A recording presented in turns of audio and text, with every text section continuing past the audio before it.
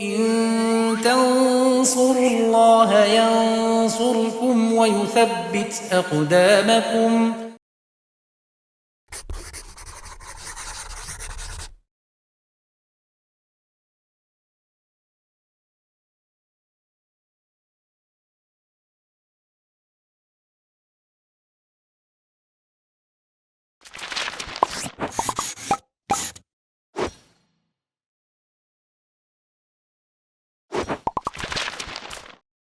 Bismillahirrahmanirrahim. Alhamdulillah wassalatu wassalamu ala Rasulillah wa ala alihi wa sahbihi wa man tabi'ahum bi ihsanin ila yaumiddin, amma ba'd.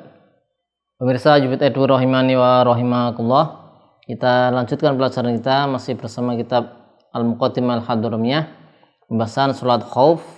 Ya, sudah kita sampaikan ada 16 tata cara salat khauf, ada 4 yang dipilih oleh Imam Syafi'i radhiyallahu anhu, yaitu salat ausfan, batun nakhl, zatu riqa, kemudian syiddatu al-khauf.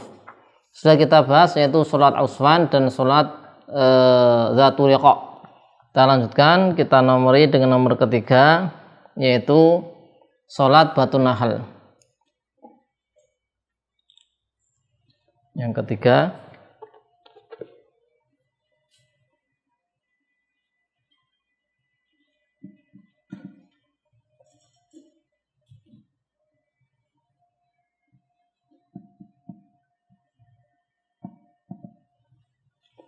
salat batun nakhl. Ini sama dengan zatu riqa tadi, kriterianya disebutkan al-adwu fi ghairil qiblah au fiha wa sama satir.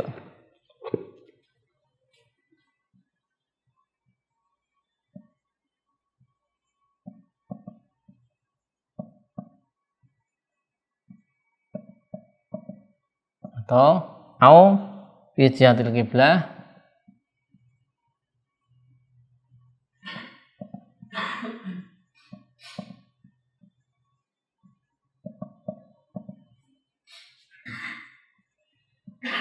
sama satir, ada satirnya.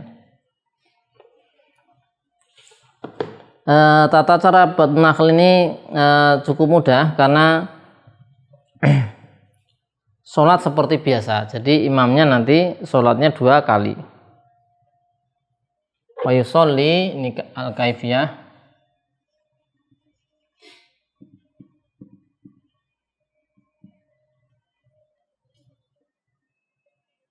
Wa yusolli imam marotaini kulla marah bi firqah. Yusolli al-imam marotain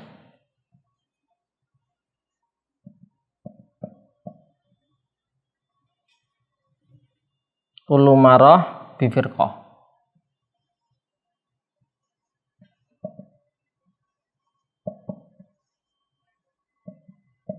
Ya, jadi sholatnya 2 kali gitu aja. Ini sholat dengan kelompok pertama, ya, kemudian salam, kemudian sholat lagi dengan kelompok kedua, kemudian salam.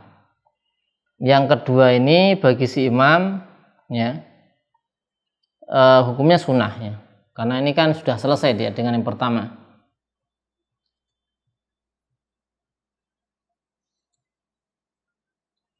Jadi caranya ya,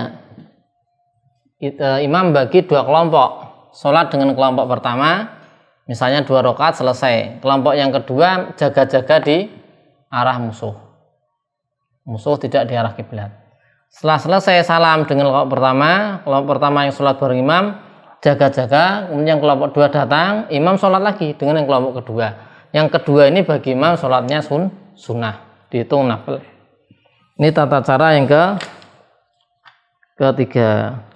Kemudian yang keempat itu yang disebutkan dalam matan, yaitu sholatu syiddati al-khauf. Yang keempat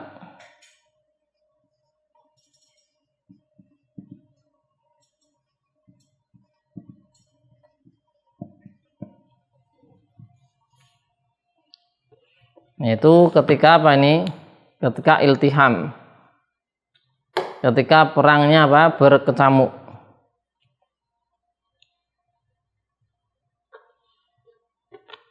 Ya, inda yaitu ketika inda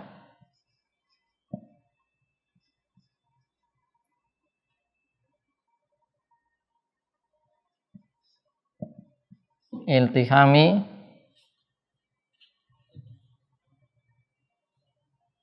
al-qital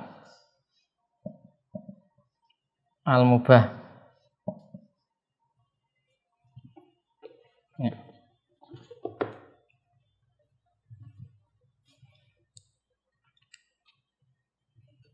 Ya, salat syiddatul khauf itu ketika perang berkecamuk, ya. Sebagaimana dikatakan oleh musannif, idzal tahama al-qitalu al-mubahu. Ya. Yaitu ketika iltahama al-qital mubah. Jika berkecamuk perang yang mubah. Au haraba haraban mubahan. Atau soalnya kabur yang mubah yang boleh. Min habsin, dari dia ditahan misalnya di penjara tapi tanpa hak, penjara tapi tidak salah, ada yang dolim, misalnya penguasa atau musuh mendolimi, dan dia di penjara, dia kabur. Nah, ini juga masuk nanti sholatnya syiddatul khauf, sholat syiddatul khauf. Au haraba haraban mubahan min habsin au aduwin au sabu. Min habsin karena dia di penjara lari, au aduwin atau karena musuh. Musuh misalnya musuhnya kafir melebihi jumlah kaum muslimin. Lebih dari dua kali lipatnya. Kan boleh dia lari seperti itu. Atau lari karena sabu, dikejar binatang buas. Ya, misalnya binatang buas atau ada banjir.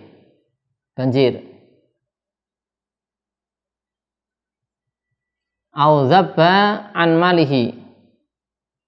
Dia mempertahankan hartanya. Ya, hartanya atau mahramnya dari orang yang akan dirusak kehormatannya, mahramnya. Maka ini keadaan-keadaan seperti ini boleh enggak sholat setelah selesai waktunya? Jawabannya enggak boleh. Di surah Al-Karim dikatakan fafi jami aidzalika, di keadaan-keadaan ini yang darurat ini tidak boleh sholat di luar waktunya. Jadi misalnya dia sudah waktunya mau habis, ada bencana, qadarullah ada bencana, entah banjir atau apa, atau dikejar binatang atau musuh. Nah, intinya dia lari. Nah, maka dia nggak boleh nanti aja kalau sudah waktunya habis, kalau sudah aman, enggak. Tapi dikatakan di sini maka bal yusolli bil mumkin. Ya, sholat dengan semungkinnya, ya, yang memungkinkan. Sholat dengan tata cara yang memungkinkan dari tata cara yang disebutkan. Nanti ada beberapa tata cara itu. Nah, kalau syiddatul khauf bisa dengan cara yang sebisanya. Dan dikatakan tidak ada pengulangan, tidak wajib ada mengulangi. Nah, khusus sholat syiddatul khauf ini, ya, harus dilakukannya, ada syaratnya, itu ketika waktunya sempit. Kalau waktunya longgar belum bisa, nanti dulu.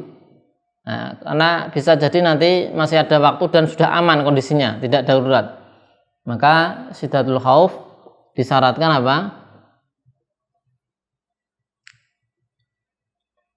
Indoko al waktu. Menurut Romli demikian. Indoko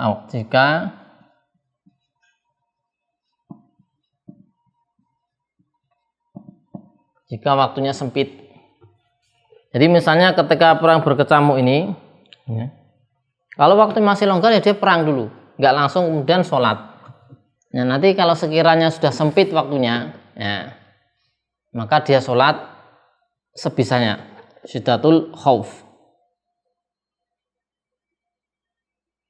Ya, tata caranya bisa dengan dia dengan kaki, artinya berjalan, atau perangnya nggak pakai kendaraan, atau perangnya dengan kendaraan, menunggangi kendaraan.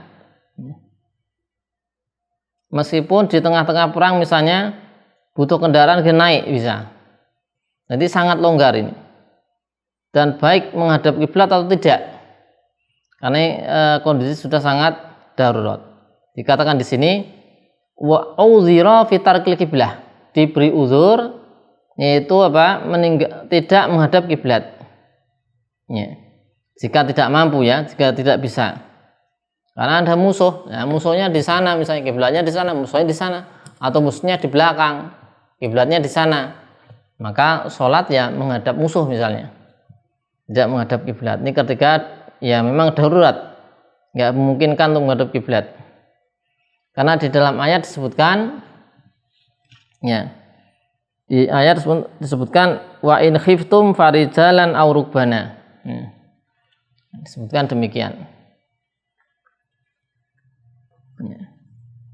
Allah Ta'ala berfirman di Al-Baqarah 238-239, hafizu 'alas sholawati was sholatil wusta wa qumu lillahi qanitin fa in khiftum. Dalam kondisi takut, farijalan, maka dengan jalan kaki, aurubanan, mengendarai, fa idza amintum fadhkurullaha kama 'allamakum ma lam takunu ta'lamun. Syahidnya pada apa? Fa in khiftum farijalan aurubanan.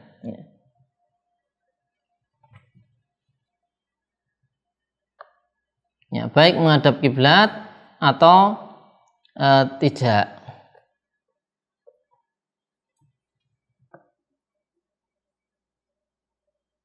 Di sini Imam Malik meriwayatkan di Abdullah bin Umar, Ibnu Umar radhiyallahu anhuma tentang salat khauf. Fa in kana khaufan wa huwa asyaddu min dzalika. Shalu rijalan qiyaman ala aqdamihim aw rukbanan mustaqbili al-qiblah aw ghairi mustaqbiliha. Itu kata Ibnu Umar. Malik mengatakan, qala Nafi' mengatakan la ara Abdullah bin Umar hadatsau ila an Rasulullah sallallahu alaihi wasallam. Aku tidak melihat Abdullah bin Umar mengatakan ini kecuali dari Nabi sallallahu alaihi wasallam. Artinya ketika beliau menafsirkan ini adalah boleh menghadap kiblat, boleh tidak. Ini mesti dari Nabi sallallahu alaihi wasallam. Kata Imam Malik menukil dari perkataan Nafi' rahimahullahu taala. Wa udhira fi tarkil kiblah. Maka suratil afal juga diberi toleransi, dibolehkan banyak gerakan berturut-turut. Kalau sholat biasa 3 kali berturut batal. Tapi kalau syiddatul khauf, kondisi genting, darurat, misalnya dalam perang ini sudah berkecamuk, waktunya sudah sempit, maka gerak banyak seperti ini tidak mengapa, karena perang juga mesti dengan gerakan. Maka diberi toleransi, pukulan, menusuk, kemudian dan seterusnya. Ini dibolehkan, ditoleransi, tidak mengapa, enggak batal. Wa kasratil af'al wa rukub, juga mengendarai. Sejak awal mengendarai atau di tengah-tengah perang mengendarai jika dibutuhkan. Tapi kemudian di sini disebutkan seandainya kondisi sudah aman, dia berkendara, maka dia wajib turun segera dan melanjutkan sholatnya. Qala rahimahullah udhira fi tarkil qiblati wa kasratil af'al wa rukub wal ima bi ruku' wa sujud akhfadha, dan berisyarat dengan rukuk dan sujud. Sujudnya itu lebih merunduk daripada ketika isyarat ruku. Karena ini darurat nggak bisa ruku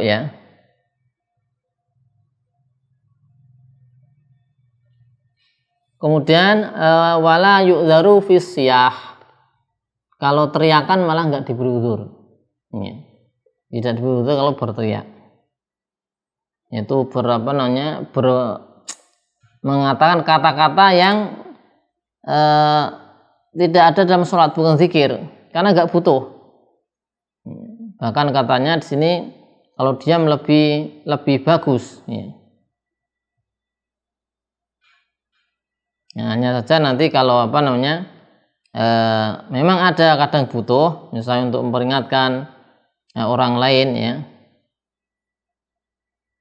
Maka ini jarang, sehingga tidak diberi tidak diberi uzur kalau berteriak-teriak ya, berbincang-bincang ketika sholat Sajdul Khauf, ketika dalam keadaan perang berkecamuk tadi.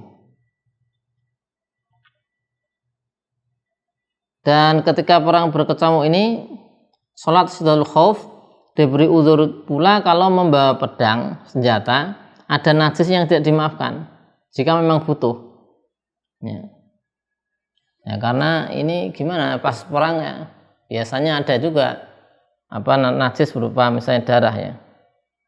Kemudian ketika perang dia masih membawa senjata jika memang butuh ya. Tapi di Surah Al-Karim disebutkan nanti kalau seperti ini membawa senjata ada najisnya nggak dimaafkan, yang nggak dimaafkan ya. Maka nanti menurut pendapat yang kuat dia mengqadha.